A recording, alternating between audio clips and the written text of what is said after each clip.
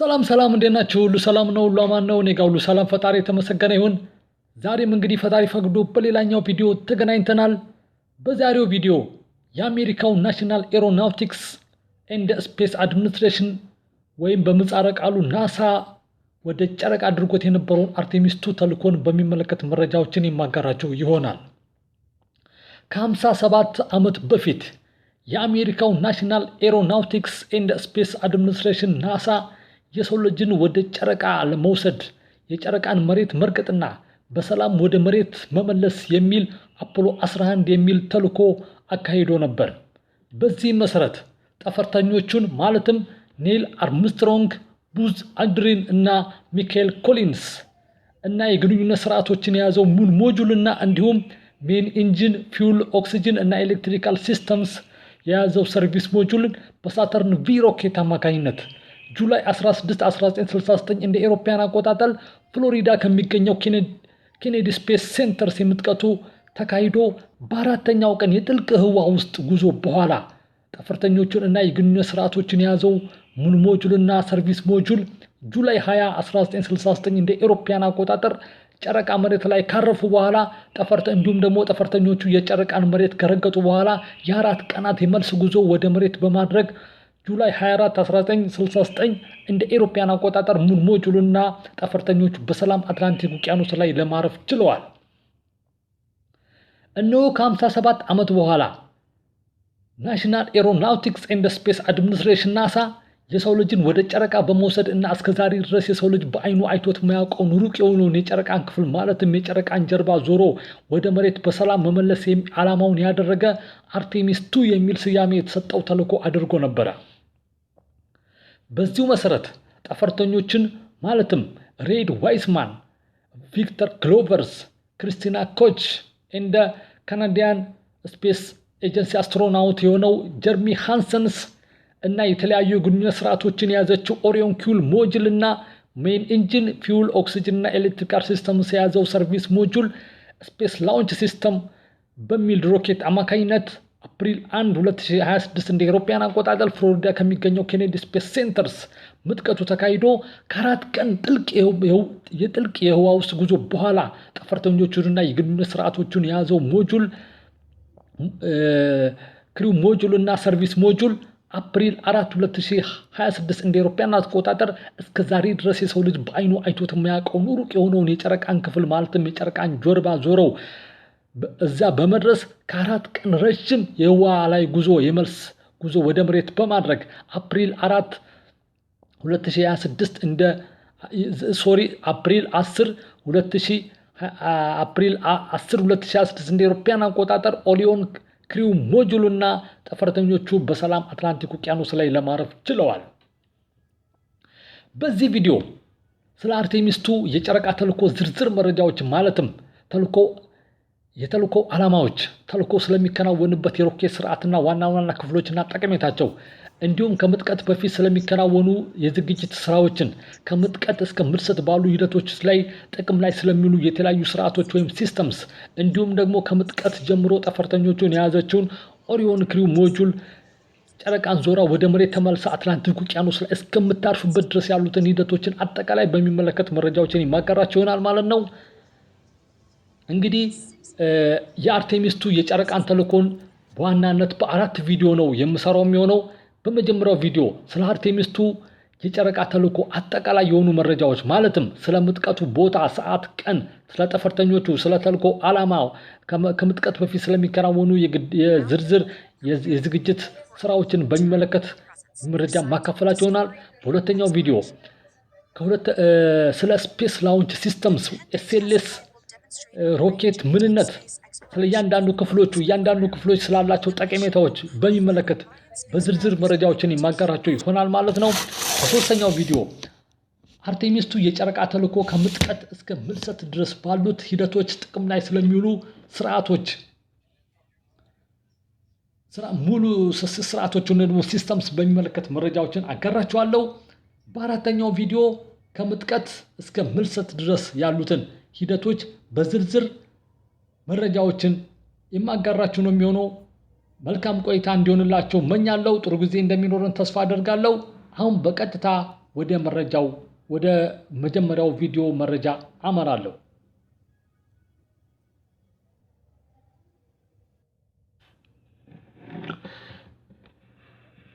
እንኳን ወደ አርቴሚስ 2 ሉናር ሚሽን ወደ መጀመሪያው ቪዲዮ በደህና መጣችሁ።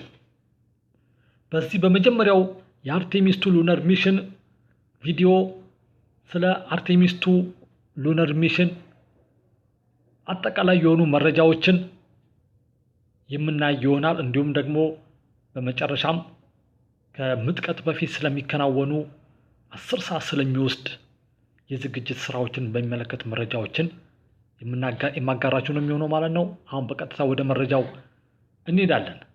አሁን ዓላማው ምን ነበረ የሚለውን እናያለን። የአርቴሚስ 2 ሉናር ሚሽን ወይ ደግሞ የአርቴሚስ 2 የጨረቃ ተልዕኮ ዋና ዓላማ ጠፈርተኞችን ወደ ጨረቃ መላክ። እነዚህ ጠፈርተኞች እስከዛሬ ድረስ የሰው ልጅ በአይኑ አይቶት የማያውቀውን ሩቅ የሆነውን የጨረቃን ጀርባ ወይ ደግሞ ሩቅ የሆነውን የጨረቃን ክፍል ዞረው በሰላም ወደ ምድር መመለስ ዓላማ ያደረገ ተልዕኮ ነው ማለት ነው። ዓላማው ባጭሩ ይህን ይመስላል። ወደ ጨረቃ ጠፈርተኞችን ወደ ጨረቃ መላክ። እነዚህ ጠፈርተኞች ሩቅ የሆነውን የጨረቃን ክፍል ወይ ደግሞ እዚህ ምስር ላይ የምናየውን አስተራ ቁጥር 10 ላይን ማለት እስከዛ ድረስ የሰው ልጅ በአይኑ አይቶት የማያውቀውን ሩቅ የሆነውን የጨረቃን ጀርባ የጨረቃን ሩቅ የሆነው የጨረቃን ክፍል ማለት ነው። እሱን ዞረው ተመልሰው ወደ ምድር መመለስ፣ ምድር ላይ ማረፍ የሚል ዓላማ ያደረገ ተልዕኮ ነው ማለት ነው። ይሄ ዓላማው ነው። ስለ ተልዕኮ ቁልፍ መገለጫዎችን ለማየት እንሞክራለን። ስለ ጠፈርተኞቹ ምንነት በመጀመሪያ እናያለን። ጠፈርተኞቹ የናሳ ጠፈርተኛ የሆኑት ሪድ ዌይስማን የዚህ ተልዕኮ ዋና ኮማንደር፣ ቪክተር ግሎቨር የዚህ ተልዕኮ ፓይለት፣ ክሪስቲና ኮች በነገራችን ላይ ለረጅም ጊዜ በኢንተርናሽናል ስፔስ ስቴሽን ውስጥ በአስትሮናውትነት የሰራች ሴት ጠፈርተኛ ነች ማለት ነው። የዚህ ተልዕኮ ሚሽን ስፔሻሊስት ነች። እንዲሁም ደግሞ ካናዲያን ስፔስ ኤጀንሲ አስትሮናውት የሆነው ጀርሚ ሃንሰንስ የዚህ ተልዕኮ ተሳታፊዎች ነበሩ ማለት ነው።